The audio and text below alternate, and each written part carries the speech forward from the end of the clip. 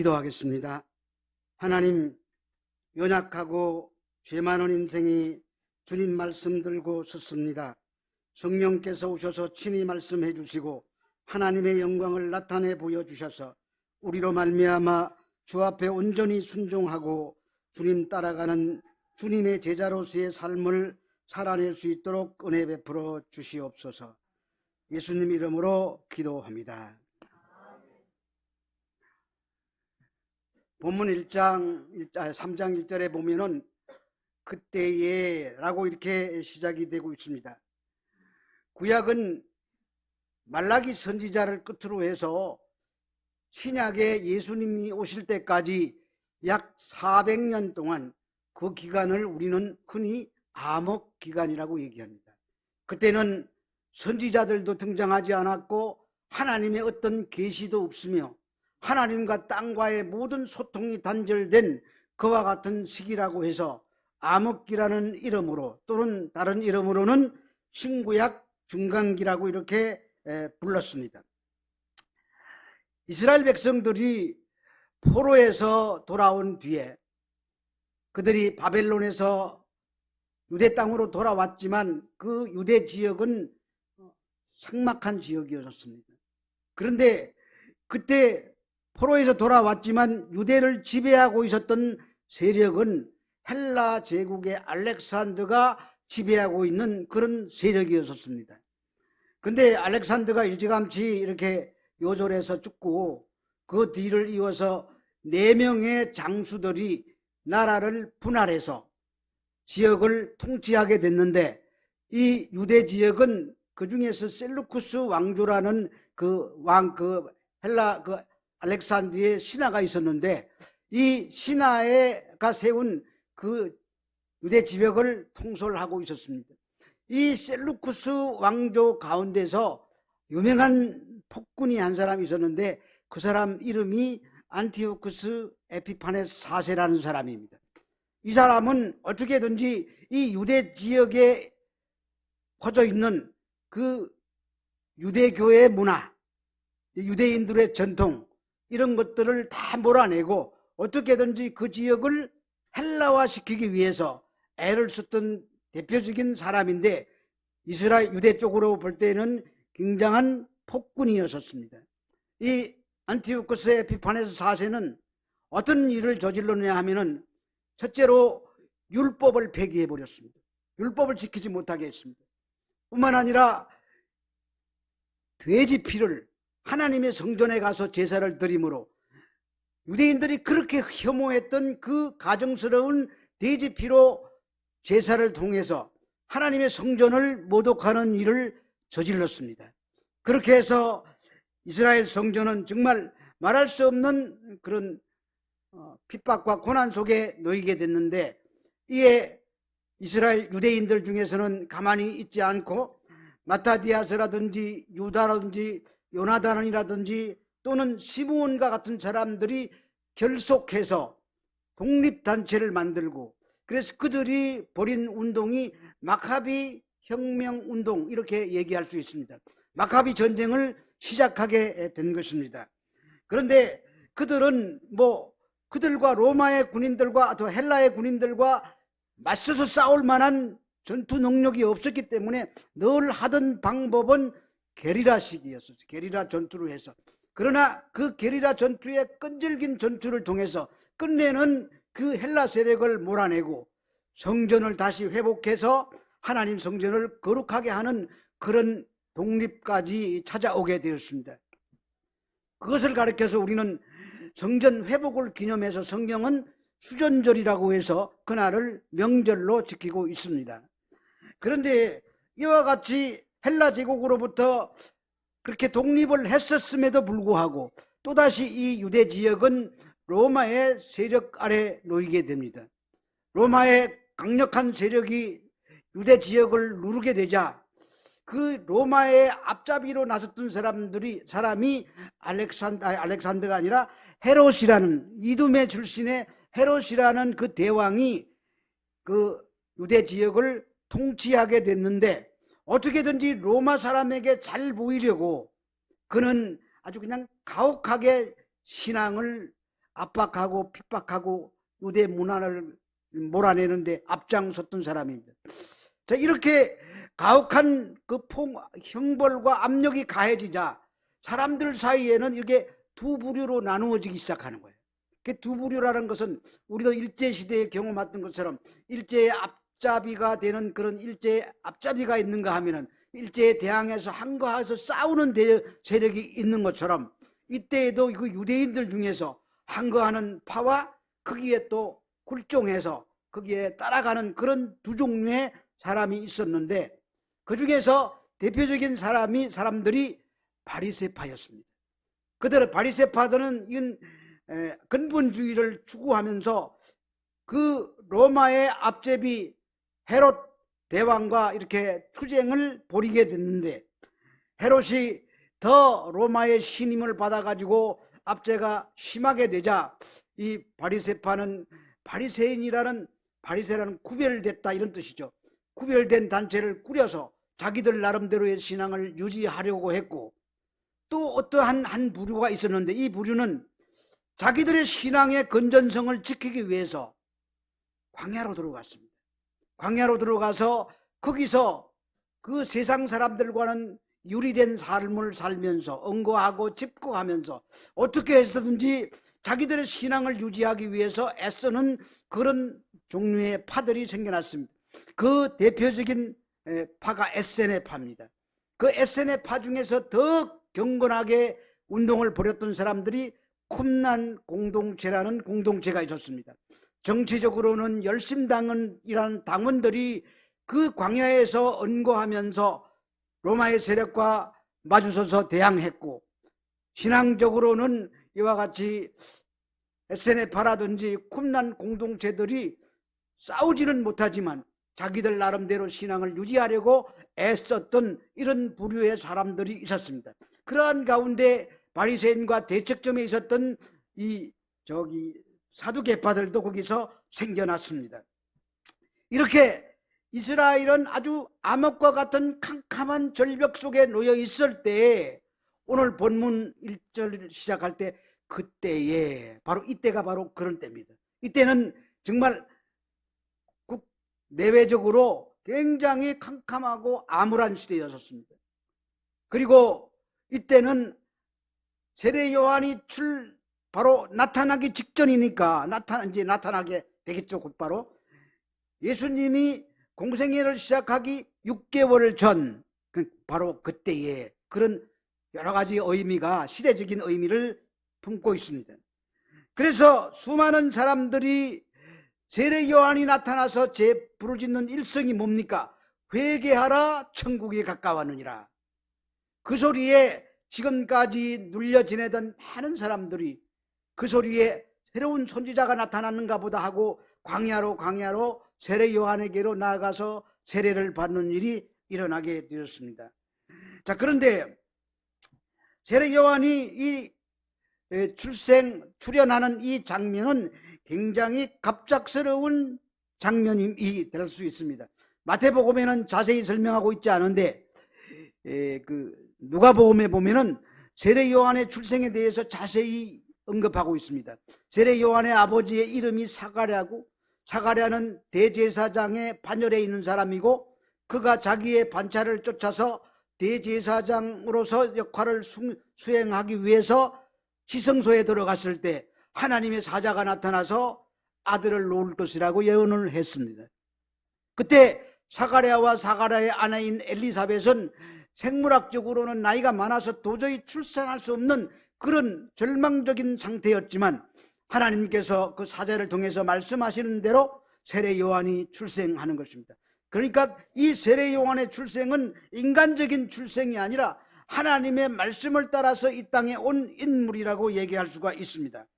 그리고 그 세례 요한이 이제 활동을 시작하는 광야, 이 광야라는 것은 우리가 그냥 광야라고 생각하면은 그냥 황량한 땅, 넓은 모래 사막, 아무것도 사람도 살 수 없는 곳, 이런 곳으로 우리가 이해하지만 여기서 말하는 광야는 그런 뜻을 뛰어넘어서 어떤 의미를 지니고 있느냐 하면은 여기 있는 광야는 새로운 어떤 운동이 일어나고 있는 장소예요. 열심당원과 같이 피 흘리면서 조국의 독립을 위해서 싸우는 그런 세력들이 존재하는 곳, 또한 SNF와 꿈난 공동체와 같이 새로운 자기 신앙의 길을 모색하던 그런 곳. 그러나 세례요한은 좀 달랐죠. 어쨌든 이 광야라는 곳은 새로운 신앙의 무브먼트의 현장입니다. 새로운 운동이 일어나는 그곳을 여기서는 뭐라고 표현하고 있느냐? 광야라고 표현하고 있습니다. 그래서 그가 말한 대로 회개하라 천국이 가까워하느니라, 이 말은 사장에 가서 예수님이 이 세상에 모습을 드러냈을 때 하시는 제1성과 똑같습니다. 예수님도 나타나시자 하신 첫 말씀이 회개하라 천국이 가까웠느니라. 그러니까 이 회개하라 천국이 가까웠느니라는 말씀은 신학적으로 굉장히 중요한 요소를 담고 있습니다. 여기 짧은 이 한 구절 속에 세 개의 중요한 신학적인 주제가 있습니다. 그 첫째가 회개라는 단어입니다. 회개라는 마음은 그냥 메타노니아, 우리가 그냥 해석하면은 마음을 바꾼다, 이런 뜻으로 여기서 우리가 이해할 수도 있지만, 여기서 사용하는 단어는 메타노니아 에이테라는 단어를 써가지고, 이 메타노니아 에이테라는 말은 구약에서 오는 새 행실로 돌아온다는 히브리어 슈브라는 그 단어의 영향을 받아서 그 의미가 약간 바뀝니다. 이 말을 정확하게 구약식대로 얘기하면은 하나님의 언약에서 떠나 있던 사람들이 다시 하나님의 언약 안으로 돌아오다, 이것을 여기서 말하는 회개라는 것입니다. 그러니까 세례 요한이 말하고 예수님이 말했던 회개는 단순히 마음을 바꾸는 정도의 얘기가 아니라 언약에 떠나서 있던, 언약 밖의 삶을 살던 사람들이 언약 안으로 되돌아오는 것을 가르쳐서 회개라고 얘기하는 것입니다. 물론 이 속에는 당연히 윤리적으로 도덕적으로 바르게 살아야 된다는 내용도 포함되어 있지만, 그것을 훨씬 뛰어넘는 의미가 이 속에 포함된 회개라는 의미입니다. 그 다음에 둘째로 여기는 천국이라는 단어입니다.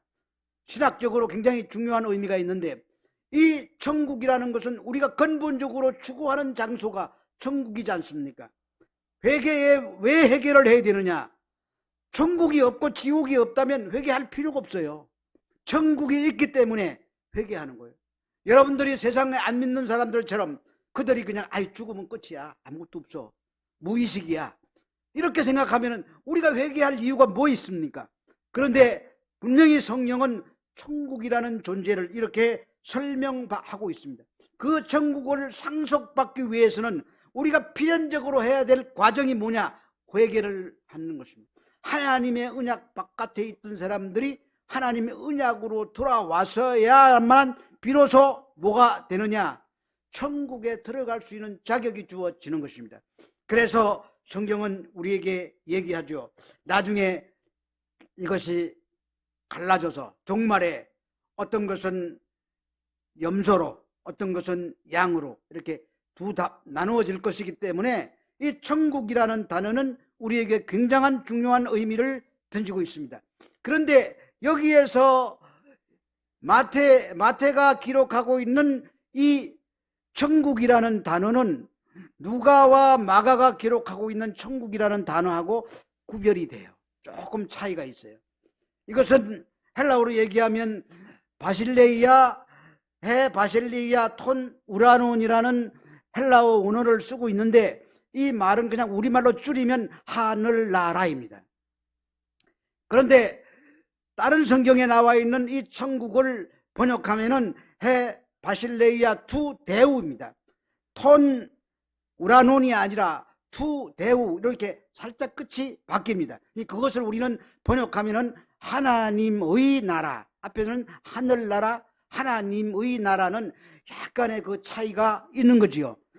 그런데 이 유대인들이 기대했던 천국, 유대인들이 기대했던 메시아, 그런 것들은 좀 달랐어요. 그래서 이들은 이 땅의 통치의 개념으로 임하는 하나님의 나라를 고대했어요.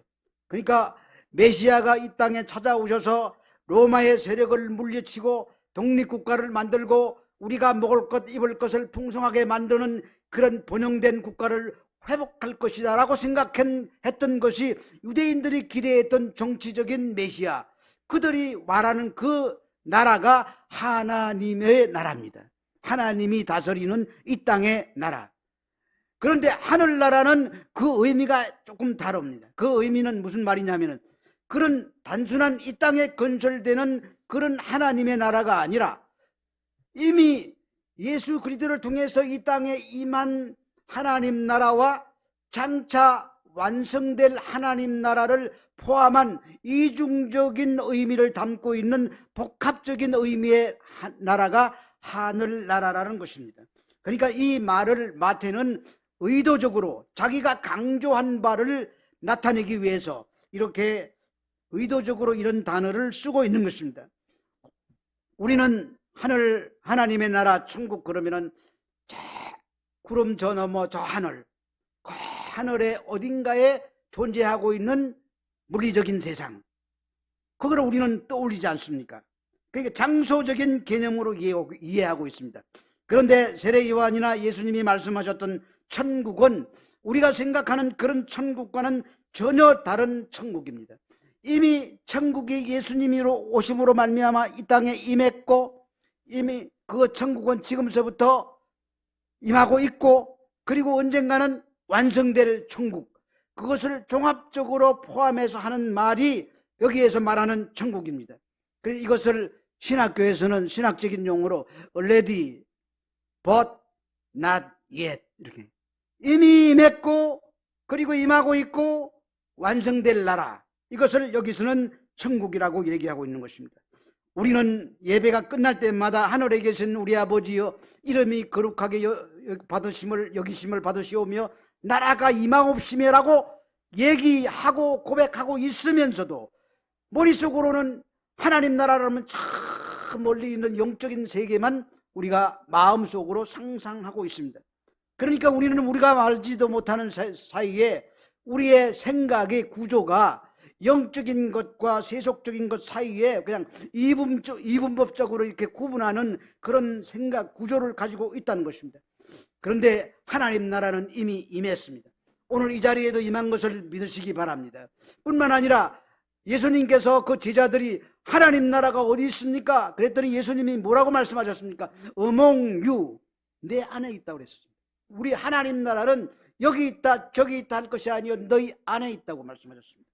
그러니까 천국은 이미 우리 가슴 속에 예수 그리스도가 주체가 되신 그 천국이 임했고, 우리는 천국으로 점점 변해가고 있으며 천국이 완성되는 재림, 지난주에 말씀하시는 것은 구원은 부활까지 재림까지 다 이루어져야 그게 진정한 부활이라는 얘기를 우리가 들었지 않습니까? 자, 이렇게 천국이 있기 때문에 두 번째 주제를 말씀드렸습니다. 하나는 회개고 그 다음은 천국이었습니다. 세 번째는 여기서 신학적인 주제가 가까웠다라는 말입니다. 이 말은 헬라어로 엥기조라고 하는데 이 말은 과거 완료형으로 사용되고 있어요. 과거 완료형이라는 말은 이미 왔다, 이미 이루어졌다는 그런 의미를 담고 있지 않습니까? 그러니까 천국의 실체가 누구냐? 예수님이시다.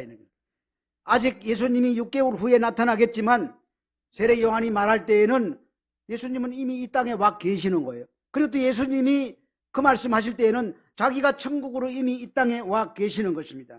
그러니까 마태가 굳이 이 말을 사용하고 있는 것은 천국이 이 땅에 임했다, 너희들이 머릿속에 생각하고 있는 그 천국과는 다른 천국이 이 땅에 임했다는 것을 우리에게 주지시키기 위해서 의도적으로 이 단어를 쓰고 있습니다.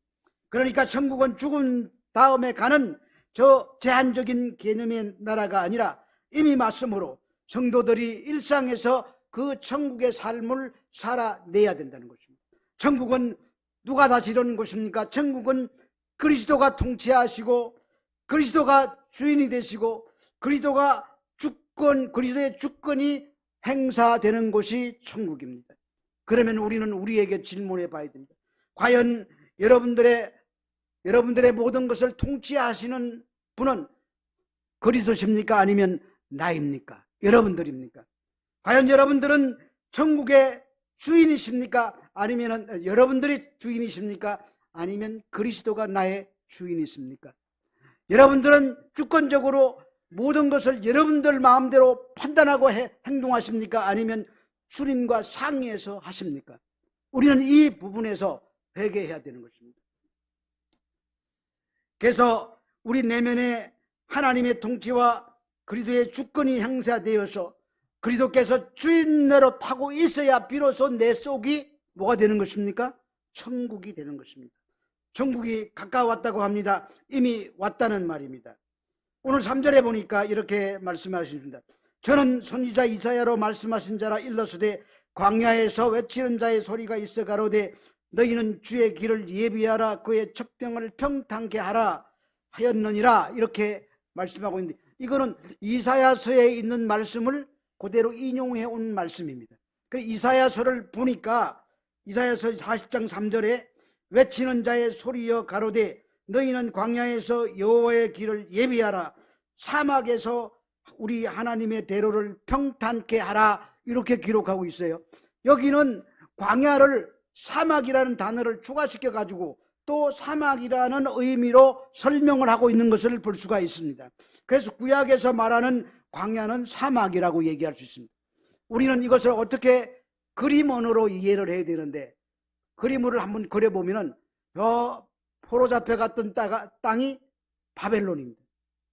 그들이 나중에 포로에서 돌아오고 있는 그 지역은 팔레스틴입니다. 그 바벨론과 팔레스틴 사이에 그 놓인 땅은 그 땅을 사막이라고 불렀습니다. 거기는 황량하고 거기는 죽음밖에 없는 그런 땅이라고 우리는 그려볼 수가 있습니다. 그런데 그것을 반대로 뒤집어서 얘기하면은 그 땅에서 바벨론에서 포로 잡혀서 있던 사람들이 돌아오는 그 발걸음은 광야의 발걸음이 아닙니다. 기쁨이 넘치고 행복이 넘치는 기쁨인 그런 발걸음입니다. 그래서 이사야 선지자는 41장에서 거기 사막에서 물이 솟겠고 시내가 흐를 것이라고 그 사막에 돌아오는 기쁨을 그렇게 그림언어로 표현해 놓고 있는 것입니다. 그런데 그 바벨론 포로에서 돌아올 때 이스라엘 백성들은 개가를 부르면서 돌아오지 않았겠습니까? 콧노래를 부르면서 하나님께서 우리를 죄로 말미암아 우리가 죽어 있었지만 하나님께 다시 우리를 구원하셔서 우리를 영광의 땅 예루살렘으로 지금 데리시고 승리의 개가를 부르면서 귀환하는 것이라고 생각했을 것입니다. 물론 그 당시에 그들을 이끌고 있었던 사람들은 스룹바벨이나 예수나 에스라나 느헤미야와 같은 사람들이, 눈에 보이는 사람들이 인도했지만 그 눈에 보이는 지도자들 앞서 가시는 분은 눈에 보이지 않는 하나님이 인도하고 계셨을 것이란 말입니다. 그러니까 하나님께서 이 바벨론에서 팔레스틴 땅으로 돌아오는 그 길에 하나님이 앞장서시고 하나님의 백성들이 승리의 개가를 부르면서 돌아오는 그것을 광야의 길을 평탄케 하는 것이다, 이렇게 우리가 이해할 수가 있습니다. 그래서 세례 요한은 사막을 전 역사 속에서 심판의 땅, 죽음의 땅, 죄악의 땅에 비유하고 있습니다. 그러니까 우리가 살고 있는 여기가 어디예요? 우리가 살고 있는 이 땅이 지금 광야고 우리가 살고 있는 이 땅이 사막이에요. 여기가 옛날 포로 잡혀갔던 유대인들보다 우리 인간들의 삶이 도덕적으로, 윤리적으로, 신앙적으로 올바른 곳이라고 생각하십니까? 썩었습니다. 희망이 없는 땅입니다. 죽음의 땅입니다. 그런 땅을 지금 우리가 살아가고 있습니다. 그런데 그렇게 죄악의 포로되어 사망 아래에 있던 우리들을 누가 우리를 건져내십니까? 왕 중의 왕이신 예수 그리스도께서 우리를 건져내시는 것입니다. 그리고 포로 잡혀오는 것처럼 장차 주님이 이 땅에 재림하실 때 이 땅에 사망의 그늘 아래 묻혀있던 우리들을 다 건져내셔서 죄악의 포로되었던 우리들을 다 구원하셔서 주님이 이끄시고 승리의 개가를 부르면서 당당하게 천성에 있는 새 예루살렘을 향해서 보무도 당당하게 입성하게 될 것입니다. 그래서 그것을 우리는 왕의 대로라고 합니다. 실제로 그 지역에 가보면은 왕의 대로가 있어요. 저 홍해 속에 쭉 들어가면 아카바만이라고 있는데 이 아카바만에 에시온 게벨이라는 도시가 있어요. 이 에시온 개베를 통해서 에돔 동쪽을 거쳐가지고 요단강 동쪽을 거쳐서 북쪽으로 저 바벨론까지 통하는 대로가 있어요. 그것을 왕의 대로라고 그랬고, 바벨론 포로에서 돌아오던 자들도 그 길로 돌아왔어요. 그래서 사람들은 그것을 이 세례 요한이 머리를 떠올리면서 대로를 평탄케 하라 이렇게 얘기하고 있는 것입니다. 그러므로 여기서 다시 우리에게 이런 말을 한다는 것은 예수 그리스도의 재림을 위해서 우리가 준비하는 것을 의미합니다. 세례 요한은 바로 그 예수님이 다시 오실 대로를 평탄하게 하기 위해서 이 땅에 준비하는 인물로 등장하는 사람입니다. 그래서 자기를 소개할 때 어떻게 소개하고 있습니까? 소리라고 소개하고 있습니다. 소리는 인격체가 아닙니다. 소리는 귀중한 존재가 아닙니다. 자기는 물리적이고 하나의 음파일 뿐이라는 얘기입니다. 그렇게 자기를 비하시키는 것은 나타나실 그분이 위대하신 분이기 때문에 그분을 드러내기 위한 표현 방법입니다. 이것도 아까처럼 우리가 그림으로 연상해야 됩니다. 왕의 대로를 따라서 승리의 개가를 부르면서 이 땅에 하늘에 재림하실 그 예수님, 그분은 그냥 혼자서 덜렁덜렁 오시는 게 아니에요. 그래서 성경은 뭐라고 표현하고 있느냐? 구름 타고 오신다고 그랬어요. 모든 죄악에 포로되었던 자들을 다 건져서 자기 옆에 대동하시고, 그것들은 전리품들이잖아요. 마귀의 세력과 싸워서 건져낸 자기 백성들이잖아요. 그 백성들을 데리고 개가를 부르면서 천성을 향해서, 새 예루살렘을 향해서 돌아오시는 그 장면을 그림으로 우리가 연상해 볼 수가 있습니다. 그러므로 여기서 말하는 회개란 하나님을 떠나서 타국에서 고통받던 백성들을, 죄의 노예에 되어 있던 그들을 건져내서 돌아오는 그 회복을 뛰어넘어서 이 땅에 살고 있는, 여전히 어둡고 캄캄하고 절망 속에 살아가고 있는, 사망 아래 놓여 있는 이 죽음의 백성들, 이 사망의 백성들을 건져서 돌아올 그 주님을 우리가 믿고 소망해야 될 줄로 믿으시기 바랍니다. 이 마태복음 3장 4절에 보니까 오늘 본문, 이 요한은 약대 트롯을 입고 허리에 가죽띠를 띠고 음식은 메뚜기와 석청이었더라. 단순히 이 문장이 세례 요한이 검소하게 살았다는 것을 얘기하기 위해서 기록해 놓은 문장이 아니에요. 이 말씀 속에는 아주 굉장히 중요한 의미가 담겨져 있습니다. 우리가 얼렁 생각하면은 세례 요한이 에세네파나 쿰난 공동체나 광야에서 생활했기 때문에 어떤 학자들은 그가 에세네파가 아니면 쿰난 공동체 일원이었다고 주장하는 그렇던 학자들도 있습니다. 그런데 이 말은 그 말을 설명하기 위한 것이 아니라, 레위기에 보면 이런 말씀이 있어요. 레위기 1장 11장 22절 23절에 보면은 곧 그 중에 메뚜기 종류와 배짱이 종류와 귀뚜라미 종류와 팥종 종류는 너희는 먹으려니와 오직 날개가 있고 기어다니는 곤충은 다 너희에게 가정하니라, 이런 말씀이 있어요. 그 먹어야 되는 음식이 있고 가정한 음식이 있다고 레위기에 얘기하고 있습니다. 그러면 그 레위기는 뭡니까? 에세네파가 만들어낸 규례입니까? 모세가 하나님으로부터 받아진 율법입니까? 이 율법이에요. 그 말은 무슨 말이냐? 세례 요한은 에세네파가 추구하는 자기의 거룩을 위하고 자기의 경건을 위한 그런 삶을 추구해서 삶을 살았던 사람이 아니라, 그는 모세 율법을 붙들고 캄캄한 어둠 속에서 메시아가 오실 것을 고대하며 자기의 어려운 삶을 추구하며 살았던 사람이라는 것을 설명하기 위해서 이 문장이 여기에 기록되어 있는 것입니다.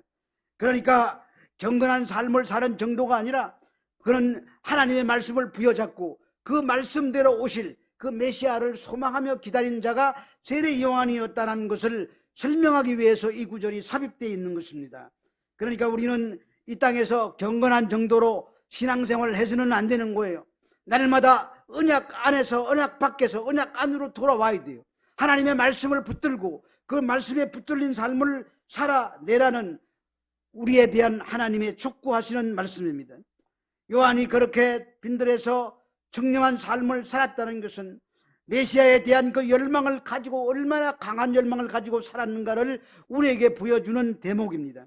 그냥 경건한 삶이 아니라 언약의 말씀대로 오실 예수님, 그분을 바라보면서 그는 어려움 속에서도 비록 석청이나 메뚜기 같은 보잘것없는 식으로 먹고 그 낙타 약대 털옷을 입고, 우리는 약대 털옷 같으면 요새는 비싸요. 밍크 같은 거는 되게 비싸요.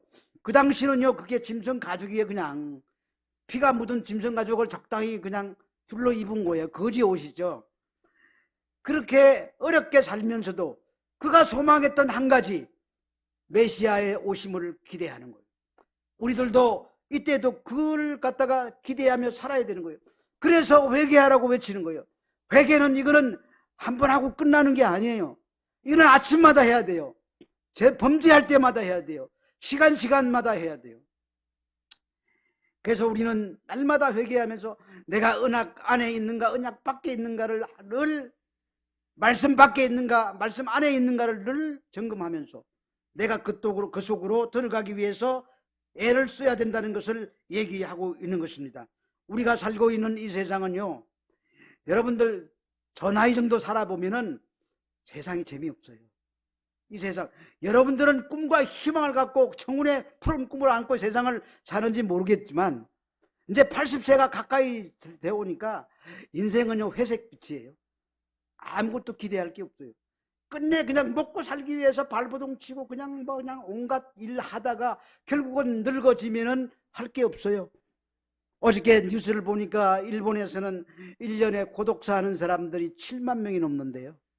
우리나라의 현실이 곧 그렇게 될 겁니다. 그러니까 나이 많아서 아내 먼저 떠나고 남편 먼저 떠나고 홀로 남으면요, 누구나 다 고독사 할 수 있는 거예요. 인생 아무것도 아니에요. 그래서 우리가 기대할 수 있는 것은 오직 길이요 진리요 생명이신 그 예수님 밖에는 없는 것입니다.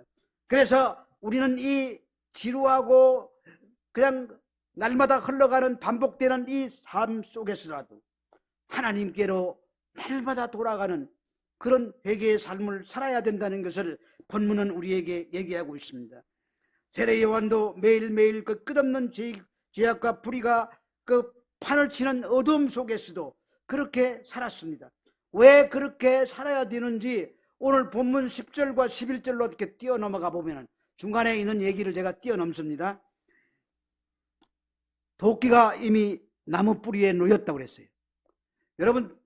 여러분들은 산에 가서 나무를 해봤는지 모르지만 저는 시골에 어릴 때 산에 가서 나무를 했어요. 그때는 산에 나무가 없었어요.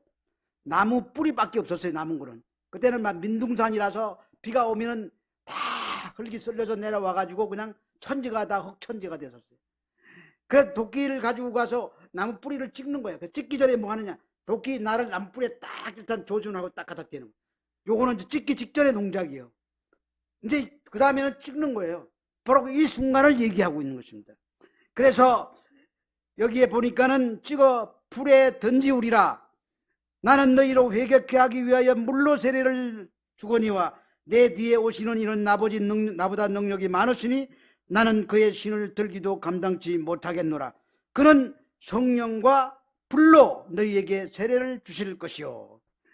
자, 그러니까 결국 우리가 왜 회개해야 되느냐? 종말이 와서 심판받을 것이기 때문에 회개해야 된다는 얘기를 이 10절 11절은 얘기하고 있는 거예요. 제가 뛰어넘었지만. 근데 이 불이라는 단어가 나오면은 이건 종말이라는 단어를 메시지를 담고 있습니다.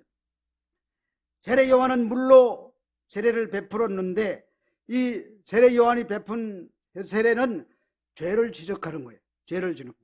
근데 여기에 있는 말씀을 보니까는 종말에 대한 긴박성을 첨가하고 있어요. 천국이 왔다, 가까이 왔다. 그래서 회개해야 된다 이 의미예요. 그러니까 긴박성을 강조하는 말은 늘 심판과 연관이 되어 있습니다. 그래서 10절에서 보면은 이미 도끼가 나무 뿌리에 놓였다. 열매 맺지 않는다. 그 여기 열매라는 말은 언약 밖에서 언약 안으로 돌아오는 열매를 말하는 거예요. 불의하게 사는 삶에서 의로운 삶으로 돌아오는 삶을 말하는 거예요. 뿐만 아니라 긴박성까지도 포함하고 있는 거예요. 그런데 성령과 예수님은 성령과 불로 세례를 베푼다고 하십니다. 세례 요한은 자신이 예수님이 오시는 길을 준비하기 위해서 왔다고 하면서 예수님이 오시면은 뭐 하시느냐? 성령과 불로 심판하시겠다고 말합니다. 세례를 베푼다고 하고 있습니다. 성령과 불이 연결되어 있으므로 우리는, 제가 순복음에 있었기 때문에 그땐 정말 잘못 이해했어요. 그래서 기도원 같은 데 가면은 부르는 찬송이 불로 충만하게 하소서. 불과 성령이 나오면 그건 심판이에요. 근데 불로 충만한 게 성령 충만이라고 알았어요. 그 어리석으니까, 모르니까, 무지하니까 그런 일을 했던 것 같아요. 성령이 이 땅에 오시는 사역은 크게 두 가지로 얘기할 수 있습니다. 첫째는 우리에게 믿음을 넣어주시는 거예요. 성령이 아니고는 주라고 고백할 자가 없다고 고린도전서 12장 3절에서 분명히 얘기하고 있습니다. 성령으로 아니하고는 누구든지 예수를 주라고 할 수 없느니라, 이렇게 말씀하고 있습니다. 그리고 성령으로 말미암지 않고는 우리가 변화되는 삶을 살아갈 수가 없어요. 우리는 늘 믿음으로 구원, 행함으로 실천, 행함으로 구원, 믿음으로 심판, 이렇게 얘기를 듣지만 그 행함이 나오는 데는 내 실력이 나오는 게 아니에요. 물론 나의 의지가 있어야 되겠지만 성령이 우리에게 말씀을 풀어주시고 깨닫게 하시고 늘 우리를 떠밀고 계세요. 회개하라고. 그런 충격이 나한테 올 때마다 그 사람이 진짜 회개하게 되는 거예요.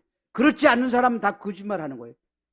말로만 회개했다 그러면 그거는 성령의 역사로 일어나는 회개가 아니면 회개가 아니에요. 그거는 반성이지. 반성하면은 구원과 상관없습니다. 그래서 우리는 그렇게 살면은 심판이 임하는 것입니다. 그런데 3장, 오늘 본문 3장 12절에 보니까 손에 키를 들고 자기의 타작마당을 정하게 하사 알곡은 모아 곡간에 들이고 쭉정이는 거지지 않는 불에 태우시리라 그랬습니다. 손에 키를 들고 타작마당 하는 거, 이거는 심판의 말씀이에요. 여러분 키를 아시는지 모르지만 시골에 가면은 타작한 다음에 알곡과 쭉정이를 걸어내기 위해서 이렇게 까부는 게 있어요. 이거 아시는 분은 아실 거예요 아마. 키. 그러면 무게가 가벼운 거는 차 앞으로 자꾸 썰려나가고 무거운 건 뒤에 남지요. 그래서 구분하는 거예요. 그래서 구분하는 도구가 바로 키입니다. 이 키의 심판이 임하면 누구도 거기에서 온전할 사람이 없어요. 우리는 예수님께서 심판대 앞에서 우리를 심판하신다 그랬어요. 거기는 우리의 삶을 기록했던 행위의 책이 거기에 여러 권 있어요. 생명책은 한 권밖에 없어요. 그것을 놓고 예수님은 예수님이 물으시도 전에 우리가 스스로 직구하게 만든다고 그랬잖아요. 우리의 죄를 우리가 직구하게, 누구도 비껴갈 수가 없다는 말입니다. 구원의 성령은 구원 사역의 주도적인 역할을 하시고 성령의 인도로 순종하는 자가 진짜로 하나님께 순종하는 자입니다. 마지막 심판 때 알곡과 쭉정이를 골라내듯이 반드시 한쪽은 상을 받고 한쪽은 심판을 받게 될 것입니다. 결국은 우리가 반성만 하고 살았다면 우리는 나중에 자기가 행한 잘못된 행실에 대해서 심판을 받아야 될 것입니다. 그런데 오늘 본문에서 이해 안 되는 부분이 있습니다. 예수님께서 느닷없이 세례 요한에게 세례를 받겠다고 13절 14절에서 나옵니다. 그러니까 세례 요한이 뭐라고 얘기합니까? 내가 선생님께 가서 세례를 받아야 되는데 선생님이 왜 제게 오십니까? 우리는 이 얘기를 들으면서 세례 요한이 이 사람 참 겸손한 사람이구나. 그래도 예수님 알아보고 자기가 겸손할 줄 아네. 이거는 인간적인 해석이에요. 그렇게 겸손해서 한 얘기가 아니에요. 무지해서 한 얘기예요. 세례 요한은 예수님이 오시면 어떤 일을 행할 것인가를 생각했던 사람인가 하면은 그런 정치적인 메시아를 기대하고 있었던 사람들이에요. 세례 요한이 헤롯 아켈라오, 유대 지역을 다스리던 분봉왕이죠. 저 빌립이 다스리던 북쪽 지역 다스리던 빌립의 아내 헤로디아를 빼앗아 오잖아요. 그 헤로디아가 나중에 마카비 혁명이 성공하고 난 뒤에 하스본 왕가의 왕가 출신이래요. 그래서 얼굴도 이쁘지만 출신도 좋고 자기 아내는 보니까 별거 없고 얼굴도 못났고 출신도 그저 그래. 그래서 그걸 강제로 빼앗아 오는데 그 스캔들을 세례 요한이 지적했잖아요. 담대하게 나가서. 그러니까 그 일로 감옥에 갇혀서 오늘이나 내일이나 예수님이 혹시 면회 오실라나, 오늘이나 내일이나 나를 구원해 내실라나 기대하고 있었는데, 들려오는 소문은 예수님이 가서 가난한 자들과 같이 식사하시고 병든 자 고쳐주시고 귀신 들린 자 귀신 쫓아내주고, 자기가 기대했던 메시아가 아니었었어요. 그래서 제자 둘을 보내가지고 오실 그이가 당신이 맞습니까? 아니면 우리가 다른 사람을 기다리겠습니까? 라고 질문한 거예요. 그러니까 세례 요한은 정치적인 메시아로만 이해했지 예수님이 어떤 분인지 이해를 못했어요. 근데 예수님은, 그러면 예수님도 겸손해서 야, 내가 너한테 세례를 받은 것이 그게 옳은 순서야, 그런 게 아니에요. 거기에는 의미가 있어요. 예수님께서 이 땅에 오셔서 세례 요한에게 세례를 받겠다고 하신 것은 마태복음 그 3장 15절에 분명히 기록하고 있어요. 예수께서 대답하여 가라사대 이제 허락하라. 이와 같이 하여 모든 의를 이루는 것이 합당하니라. 왜? 의를 이루는 것이. 의를 이루기 위해서 예수님이 세례 요한에게 세례를 받겠다고 하는 거예요. 우리는 앞부분에 보내서 성령과 불이 나오니까 이 예수님이 이 땅에서 안 믿는 사람들은 다, 믿는 사람들은 다 성령으로 구원하시고 안 믿는 사람 다 불로 처단하시고, 그렇게만 오해할 수 있습니다. 그런데 여기서는 그런 얘기를 하는 게 아니라 내가 이 땅을 심판하기 위해서 온 사람이 아니라 내가 대신 심판받으러 왔다, 그 얘기를 예수님이 하시고 싶으신 것입니다. 심판받기 위해서는 예수님이 어떻게 되는 것입니까? 예수님이 죄인과 똑같은 모습이 되는 거예요. 인간의 모습을 똑같이 입었다고 해서 죄인이 되는 게 아니에요. 예수님은 죄가 없으신 분으로서 인간과 같은 모습을 입었는데, 그 죄를 뒤집어 쓰기 위해서는 뭘 해야 됩니까? 죄인이 받는 회개의 물세례를 예수님이 받아야 된다는 거예요. 그래야 내가 죄인의 대표가 된다는 거예요. 그러니까 예수님이 죄인의 대표가 되기 위한 퍼포먼스가 예수님이 세례를 받겠다는 겁니다. 그래서 예수님이 그것을 의를 이루는 것이라고 하셨고, 그 의는 십자가 위에서 완성하시잖아요. 대신 십자가를 지시고 인류의 모든 죄를 대신 짊어지시고 십자가의 죽으심으로 우리와 여러분들의 모든 죄를 예수님이 짊어지고 가셨습니다. 이 세상은 정말 전쟁과 기근으로 흉흉합니다. 온통 보면은 두 개의 세력으로 나누어 가지고 서로가 원수처럼 비난하고 있습니다. 어제 어느 독일인가 어느 국가에 보니까 막 의사당에서 막 난리가 났대. 막 여당이 막 싸우고 막 기어 올라가고 넘어지고, 그냥 우리나라만 그런 게 아니더라고 보니까. 우리는 세계 곳곳이 다 그래요. 인간들 사는 세상이 다 그래요. 근데 우리가 다 각기 이념이 다르고 생각이 다를 수가 있어요. 그런데 우리는 그거보다 보다 높은 차원의 자격을 갖고 있는 사람들이에요. 우리는 에베소에서 얘기하는 것처럼 우리는 하나님의 백성이고 하나님의 몸을 이루는 지체들이에요. 그러므로 적어도 지체들끼리는 교회 안에서는 그런 것 가지고 다투지 말아야 돼요. 그래서 저는 그런 얘기를 질문하고 싶어요. 그런 얘기하면 과연 천국에 가면은 네가 선호하는 네 당이 있고 내가 선호하는 내 당이 있느냐? 천국에는 없을 거예요.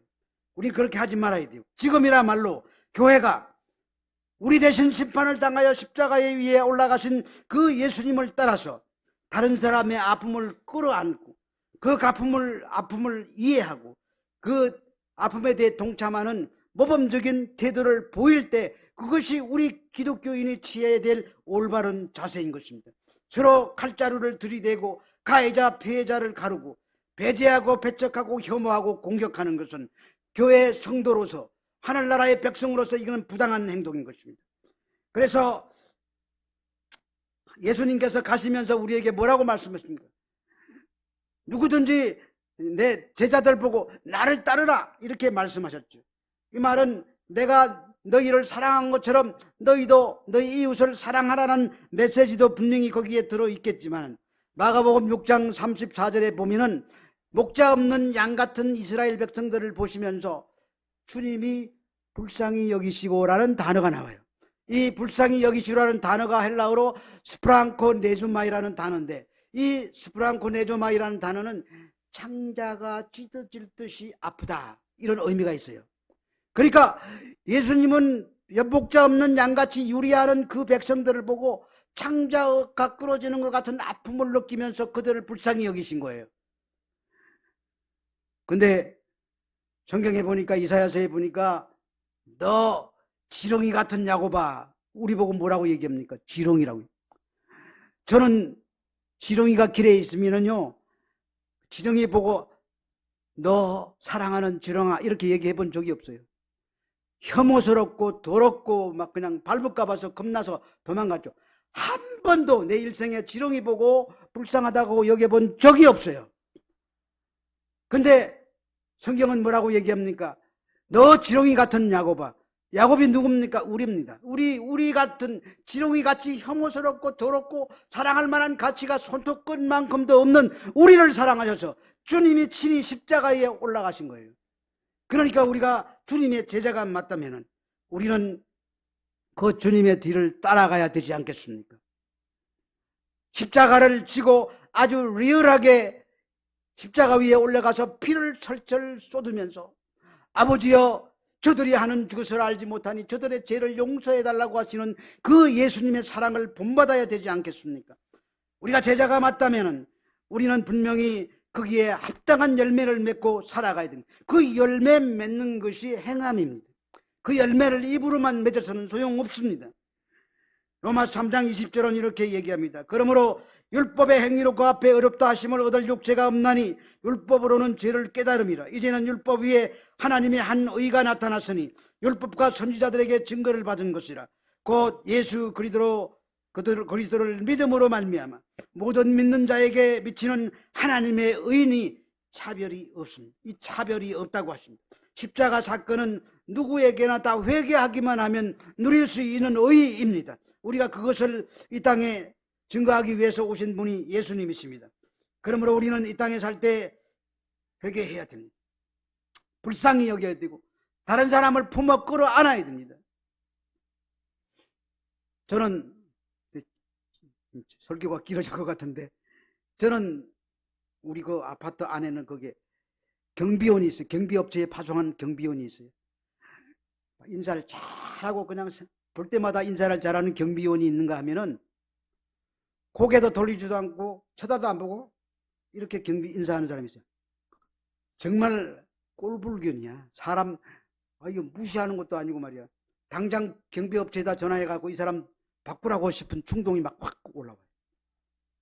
근데 그 생각을 하고 지나가는데 예수님이 나한테 뭐라고 말씀하시냐면, 너 예수 믿는 사람만 믿냐? 너는 그놈보다 더한 놈이야. 그 소리 때문에요, 제가 운동하다가 만나는 사람들마다 주님이 오시는군요. 속으로 주님이 지나가시네요. 그렇게 살아요. 요새.